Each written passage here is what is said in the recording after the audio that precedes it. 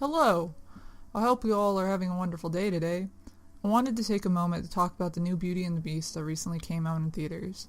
I felt it might be of interest to those who have already seen it, or folks who didn't see it but would like an opinion from someone who has. With that being said, there will be spoilers in this review, so if you don't like that, please turn away. Right away when watching this film, you are whisked away to both a thematically and visually different film. They staged the Beast in a very different way and do not show the stained glass windows outlining his error, but instead show it to the viewers as it happens. I really appreciated two redesigns in this movie, the wardrobe and the feather duster. Both were such fantastically creative designs in my opinion. The originals were merely objects with faces, but in this one, they went all out making them attached to whatever their named objects were. It reminded me of the charm that Cogsworth, Miss Potts, and Lumiere had in the original, which versely they lacked in this one. I'm not sure why they chose to redesign them as much as they did. It didn't really benefit their characters, but if they wanted everyone in the castle to have a somewhat preternatural appearance that was slightly uncomfortable, then they did a good job. I think it did add to the horror of them slowly changing into their objects. You certainly got the impression that these were people first and foremost and objects second in most cases, and others not so much. Still, the wardrobe gave me character design envy. So utterly creative, I loved it. Every time she was on screen, I was entirely pleased.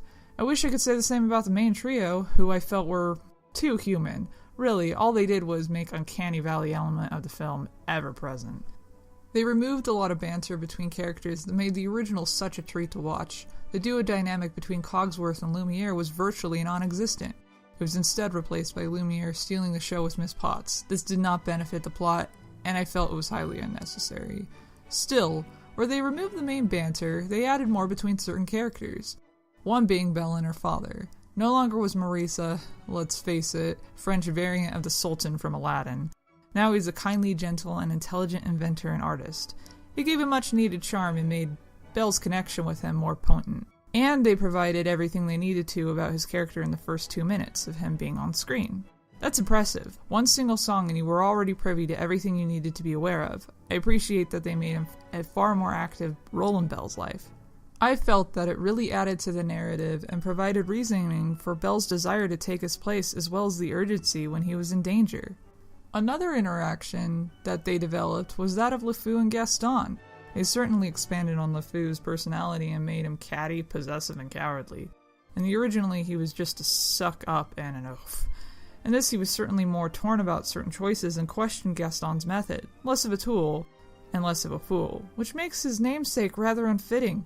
But I suppose I can give this a pass. I've always been a fan of former fools showing intellectual prowess in certain areas. I did appreciate his turn at the end when he saved Miss Potts, though.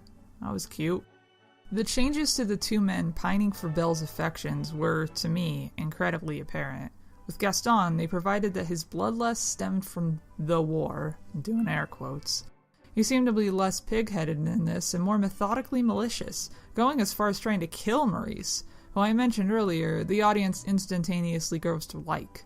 They made many attempts to make you hate this character, and they succeeded. The original Gaston had a charm to him. He was a jerk and an idiot and full of himself, but in his mind, he was the hero. He was protecting, another air quote, Belle.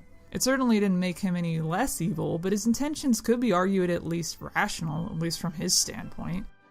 The Beast, on the other hand, had almost two personalities. In the original Beauty and the Beast, he was more like a grumpy child who was uneducated in how to interact with others. He had a flippant temper and would throw tantrums. In this, he felt more purposefully angry. His rage was always attached to a very specific event occurring. He wasn't flippant, he was just a grumpy fellow. I don't remember him screaming as often, only at very specific points, and he certainly did not have that adolescent rage to him. Instead, he felt older, more matured, a grumpy, withdrawn curmudgeon who just wanted to be left alone. They also got rid of him being illiterate, which I honestly love that they did that. It was such an added improvement. I hated that about the old one. Why would someone with that amount of books and time be illiterate? Why? I fully welcome the Beast being a well-read shut-in, but that might just be a personal bias on my end. Still, it certainly gave him and Belle more to talk about, and allowed them to have a bit more of chemistry in terms of familiar interests. After all, it's shown from the get-go that Belle is someone who appreciates books, who thrives off of reading. Why on earth would she go for someone who is sufficiently lacking in that area? Doesn't make much sense.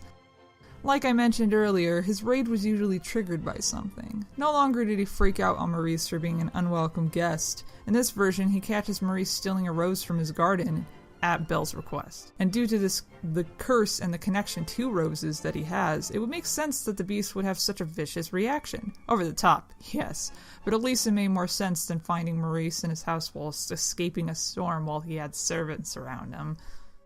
While his temper usually had a switch, it did make his flippant personality ever more apparent. There was a consistency in the original. He was the same character seemingly throughout. And this one, it seemed like by the third act, after Belle had saved him, we were introduced to an entirely different character.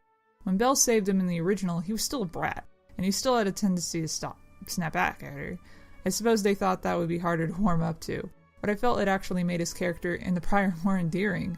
He was welcoming change, learning, but still having hiccups. In this, he was more refined. Certainly, it fit the environment he was entrenched in, among other things, but it was a tad bit jarring compared to what they showed us prior. The addition of the magical book didn't really sit well with me, and that's primarily due to the fact that it was used for one thing and yet was such a MacGuffin. It was unnecessary. We didn't really need to see how her mother died, nor do we need that additional plot point. The idea that her mother died from childbirth was a solid enough reason for her father to not speak about it. You don't want Belle to blame herself for her mother's death, and that's often what kids in those situations do.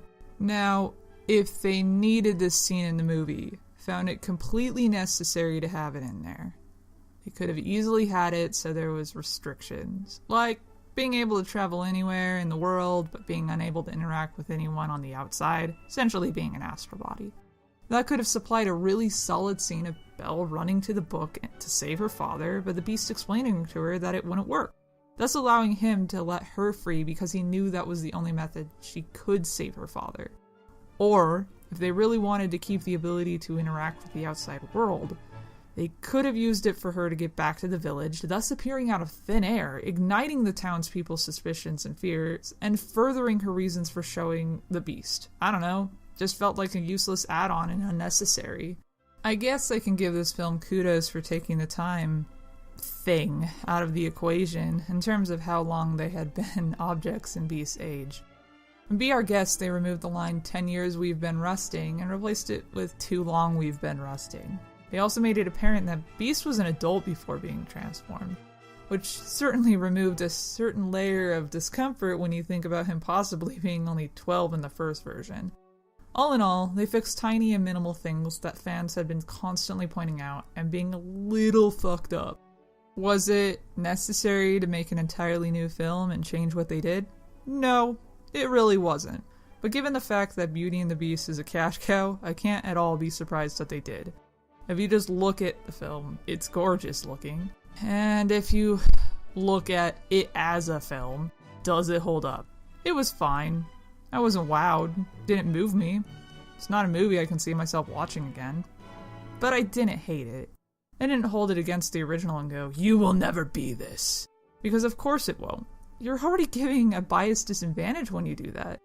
All in all, it was a movie, and I watched it. Now I'm talking about it. That's about all I can say. I hope you enjoyed this rambling and this drawing, and if you could please like and comment and subscribe, I'd be really grateful. Till next time, bye!